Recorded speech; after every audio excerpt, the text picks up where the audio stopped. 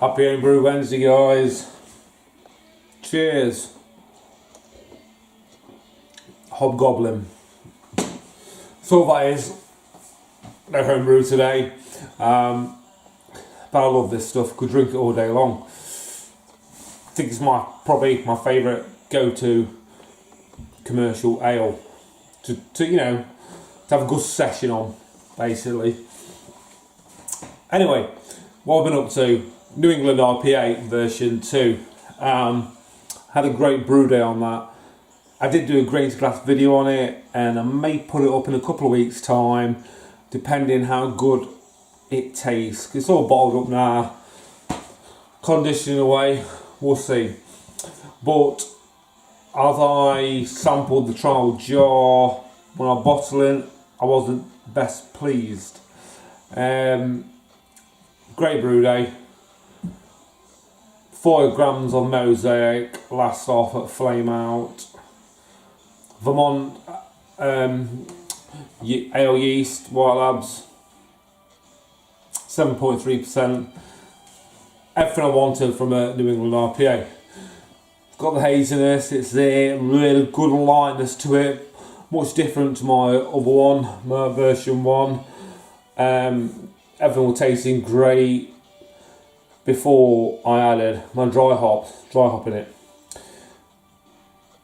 Did Victoria's Secret, a load of Mosaic again, Amarillo, 4 days, I think around about 250 grams I put in dry hop.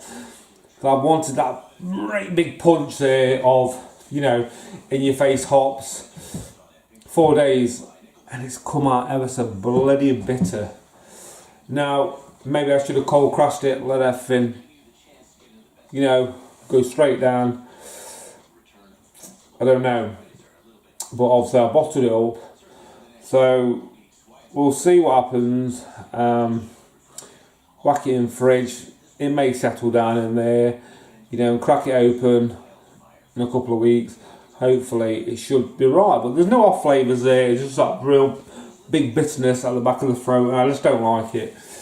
So I'm going to be pretty pissed off if I've messed it up, basically.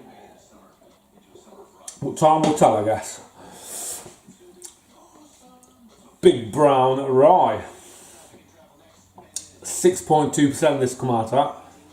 Thoroughly made up, I really am. Just been bottled up. Basically, lovely brown ale recipe. Hit it with a good load of rye malt, and then finish it off as well with a nice bit of biscuit malt. Honestly, guys, it's tasting bloody amazing. So come out 6.2, like I say. So give that a couple of weeks condition, and we'll do a taster on that and send some out. Well, actually, 3 of them's going out tomorrow to Homebrew Chris, Beanham Homebrew, and Brewboy Calaby, and because they're my next lot of beer mail. And that's why it's just dragged on a bit as well, because I wanted to put that in with the New England IPA version 2 as well. So we'll see what they say on that. But it's tasting great, but they're not allowed if you're watching, guys, don't drink the New England IPA version 2 or the Big Brown Rye until June. First week of June, that'll do. Lemongrass. What am I doing with lemongrass? Kaffir lime leaf, ginger. Come on, we all know, don't we? I bet you've all done it. And stirring Goldens. I brewed up the lime, coriander lime beer out of the Bible. Good brew day on that. I had a solid gravity, I think, of 162. And then I'm going to add this lot tonight, leave it for about 5 days, I think. Or maybe Monday or Tuesday next week, get it bottled up. But that's going to be a lovely ale, all being well. For when you have a good, good spicy meal, finish it up with something like that. I didn't have the correct hop at the time. I forgot what hop it was now. I'm not going to get the book, but I ended up putting Motueka in it instead, because that's got that lime, that zestiness all throughout the hop, as we know. So I'm sure that'll work. So yeah, there's a lot of beer going on. My Zombie Secret, I'm going to try that this weekend. Equinox Smash, that's been carving up for a few weeks now, and I'm going to send my other Smash beers out. Equinox Smash is not my competition ale, by the way. It swells, but I just did Equinox Smash as a backup, but I preferred the other one. So we've got quite a bit going off, and last but not least, I built myself a wort chiller. Most of you guys know now I've been doing no chilling in the no chill cube, well, since I've been all grain basically. So yeah, it's come up to a year now. Well, just been a year last April, in April just gone, since I've been doing all grain, and wanted an wort chiller or plate chiller. I wasn't too sure, but I thought plate chiller might be a bit complicated for me, as I'm not using like a mission chiller yet. So I built one. I was going to buy one off eBay for like 40 quid. I saw them. I think I spoke to Rusty about it. I think he said about 40-50 minutes for it to cool down.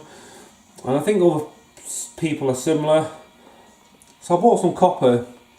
And I didn't buy, a 20 foot of copper, whatever it was, 25 foot. Oh, sorry guys. I bought 50 foot of copper off eBay. And I made a wort chiller. I didn't just make one wort chiller. Well, I did. But I made a double wort chiller. Here it is, nice and big. There you go, you can see it inside now. So, as you can see, the inner coil, I started with this first. Wrapped it around a paint tin, as Horror 69 Chris, he did that. Watched his video. When I got to the bottom, got my 10 litre fermenter, little bucket. Put that coil inside while wrapped round. Obviously, took it off the paint tin. Put that inside the, fermenter, and I started wrapping around the fermenter. And then I'm at the bottom of there. So the coils, both ends of the copper was at the top then. So that's how we got. So I didn't need to thread it up, nothing like that. But I'm ever so made up with that. All being well, we'll do a video on it next week or so. Got my hose from home base yesterday. 12mm hose. It just fits on too easy, because I bought a 10mm copper pipe. Maybe I should have bought a 12mm copper pipe, but I didn't know if I'd be able to bind it as well. Wrap it round and twist it or stuff like that. So I'm going to get some different hose, a bit smaller, get it on, some Jubilee clips or what have you, and get it up and running. But, the best thing about it being 50 foot, it is huge, as you can see. It fits in my my brew kettle, the one I use, and it goes right up to the 6 gallon mark, and it fits right round. So obviously it'll cool all the water lovely, and then you've got that inner coil as well to get the rest. So, 25-30 minutes, I'll be happy with that. But we'll see. Who knows? We'll do a run on that, and I'll get a bit of footage on that. All being well, there'll be another homebrew Wednesday video, either next week or the week after. I'm not sure yet, guys. But yeah, I'm fair made up. I've had enough of the no chill now. I'd rather get my brew day wrapped up in one day rather than taking it over to the next day. I just didn't know whether to get some copper wire to hold this coil and the next coil together, all down one side. Guys, let me know.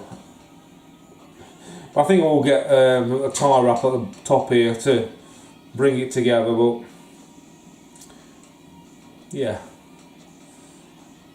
I'm with you now. I'm in the emission chilling club, I guess. So that's it, guys. Homebrew Wednesday's done. I'll do post an update on that, and then my New England IPA V2. have the big brand right in a couple of weeks' time. Maybe this weekend or for homebrew Wednesday next week, I'm not sure. I will sample my Zombie Secret as well. See how that's going on. And that's it. Beer mail is going to go off tomorrow morning, and my smash beer is going to go off as well as soon as I get my email confirmation come through which hub it's going to. If not, I'll send it straight to Welsh Brewer. Let him deal with it. Right, cheers guys, cheers for watching. Happy Homebrew Wednesday. Ta.